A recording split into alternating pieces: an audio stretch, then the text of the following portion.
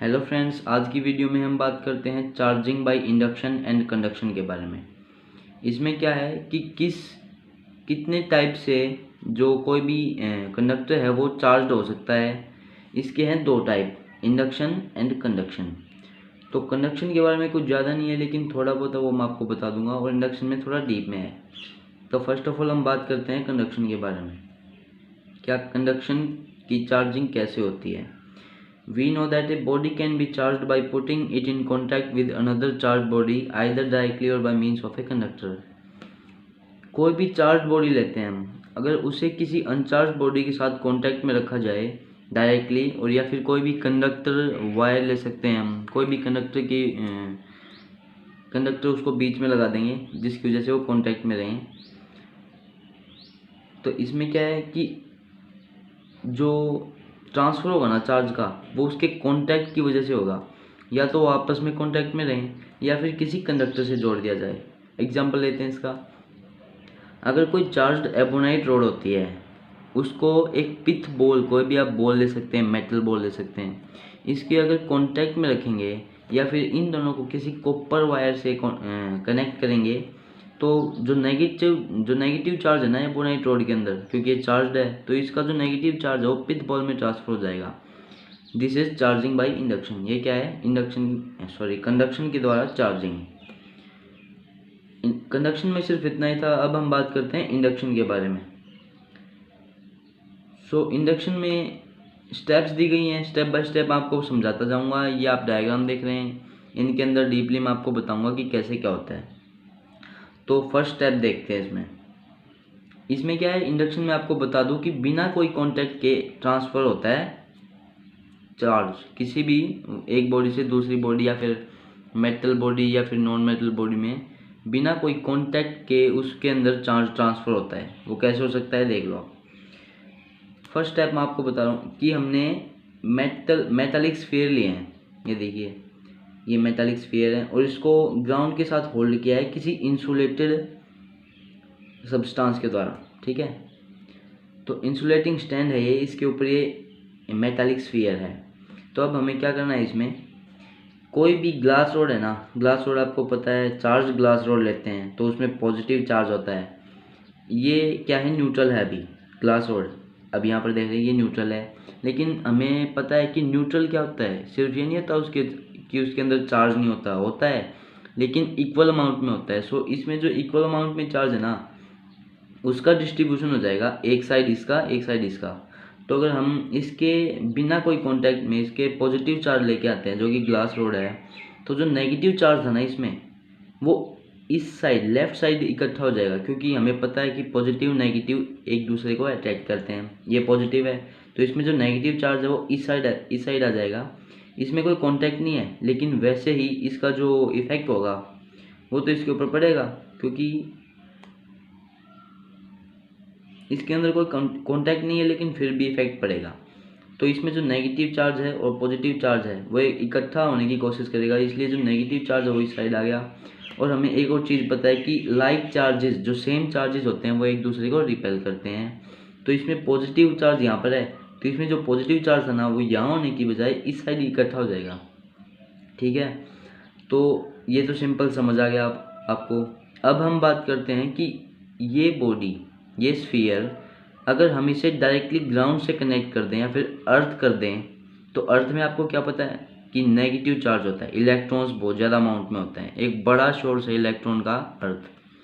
तो इसमें क्या किया है, और कुछ चेंजेस नहीं किए हैं। ये ग्लास रोड यहीं पे है, तो हमें पता है यहाँ पे सभी नेगेटिव चार्जेस होंगे अर्थ के अंदर। तो क्या है, इसके अंदर जो पॉजिटिव चार्ज था ना, वो सारा अट्रैक्ट होके अर्थ में चला गया।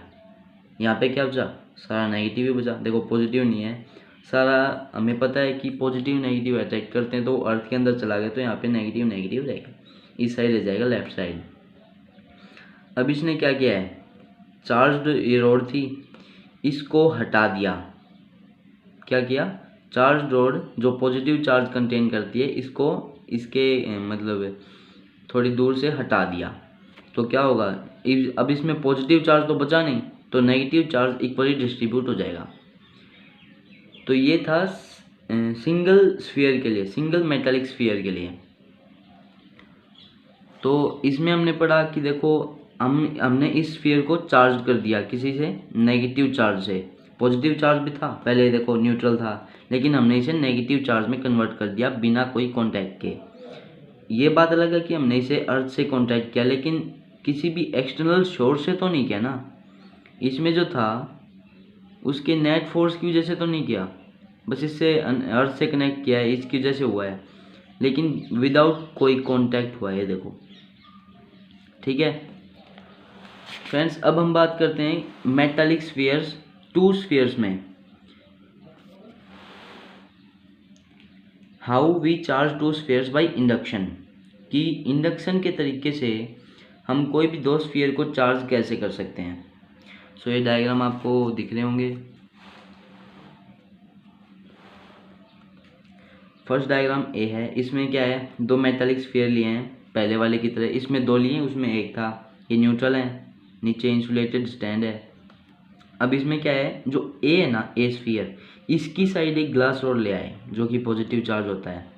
तो ये दोनों तो कांटेक्ट में है, लेकिन ये इसके कांटेक्ट में नहीं है। तो क्या होगा, जो इसका जो नेट है ना, ये अब एक, ये मान लो कि ये पूरी एक ही बॉडी है, एक टाइप से मान लेते हैं कि ये एक ही बॉडी है। तो इसमें क्या होगा, इस साइड पॉजिटिव है, तो पहले मैंने आपको बताया था कि इस साइड नेगेटिव आएगा, क्योंकि ये पॉजिटिव नेगेटिव एक दूसरे को अट्रैक्ट करते हैं। तो सारा जो नेगेटिव चार्ज है ना, वो इस साइड आकर इकट्ठा हो जाएगा। लेकिन एक बात ध्यान रखना, सारा नेगेटिव इधर इकट्ठा नहीं होगा, क्योंकि आपको क्या पता है, अगर नेगेटिव नेगेटिव इकट्ठा हो गए तो वो रिपेल करेंगे, तो वो एक साथ नहीं रह सकते। लेकिन मैक्सिमम जो, लगभग जो सारा नेगेटिव चार्ज है ना, लगभग मैक्सिमम अमाउंट में इधर इकट्ठा हो जाएगा, बचा कुछ इसके अंदर रह जाएगा, लेकिन मैक्सिमम अमाउंट में इधर इकट्ठा हो जाएगा। तो क्या है, पॉजिटिव पॉजिटिव रिपेल करते हैं, सो ये पॉजिटिव इस साइड इकट्ठा हो गया।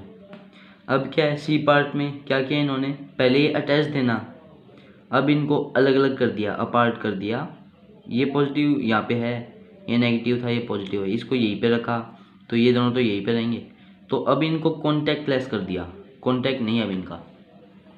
फिर क्या किया है, ये चार्जेस तो यहीं पे रहेंगे, क्योंकि इसकी वजह से जो इफेक्ट है वो तो रहेगा इनके ऊपर।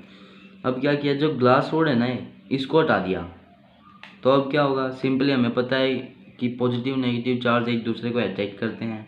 तो इसके हटाने के बाद इसके ऊपर कोई बाउंडेशन नहीं रही, और इसके ऊपर भी नहीं रही, इसके ऊपर तो थी नहीं, लेकिन इसके ऊपर नहीं रही। तो क्या होगा, हमें पता है कि पॉजिटिव नेगेटिव एक दूसरे को अट्रैक्ट करते हैं, तो ये नेगेटिव चार्ज होगी, ये पॉजिटिव चार्ज होगी। तो इसमें क्या है, जो नेगेटिव चार्ज है वो इस साइड आ जाएगा, इस राइट साइड में, और पॉजिटिव चार्ज इसमें लेफ्ट साइड में, क्योंकि ये एक दूसरे को अट्रैक्ट करते हैं, क्योंकि ये चार्ज बॉडीज़ हैं, तो एक दूसरे के मतलब जो ऑपोजिट चार्जेस है वो अट्रैक्ट करते हैं। अब इसने क्या किया है, ये कुछ दूरी पर थी, पहले तो कॉन्टैक्टलेस थी, ठीक है, पहले कॉन्टैक्ट था इनका, बाद में कॉन्टैक्टलेस कर दिया, बाद में ग्लास रॉड हटा दी, तो ये एक दूसरे के साथ अट्रैक्शन करेंगे, लेकिन ये इकट्ठा नहीं हो पाएंगे। अब हमने क्या किया, इन स्फीयर्स को, इन मेटालिक स्फीयर्स को बहुत ज़्यादा दूर कर दिया। तो अब क्या होगा, जो नेगेटिव चार्ज है इक्वली डिस्ट्रीब्यूट हो जाएगा, क्योंकि हमने इनको इतना दूर कर दिया कि इनका आपस में कोई इफेक्ट नहीं होगा, इसके ऊपर कोई प्रभाव नहीं पड़ेगा, कोई इफेक्ट नहीं होगा। तो क्या होगा, जो नेगेटिव चार्ज है वो इक्वली डिस्ट्रीब्यूट हो गए, पॉजिटिव चार्ज है वो इक्वली डिस्ट्रीब्यूट हो गए। तो हमने इनको भी चार्ज कर दिया, ठीक है।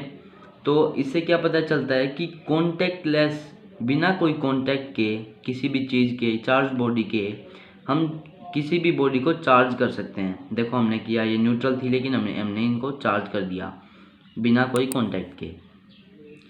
आई होप आपको समझ आया होगा। So thanks for watching my video friends.